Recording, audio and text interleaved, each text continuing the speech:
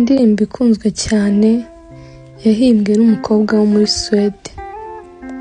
Ngo yari umukobwa mwiza cyane, yari umukobwa ufite uburanga kandi yari umukobwa w'imico myiza ukijijwe.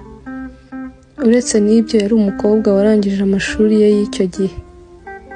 Uwo mukobwa kubera imyitwarire myiza yari afite n'uburanga, umwami yumvisha amateka ye, yumva imyitwarire ye, yumva uburanga bwe, yumva aramwifuje, yumva yamushaka nk'umugore we. Ariko umwami yashakaga kumuharika ngo amugire umugore we wa gatatu.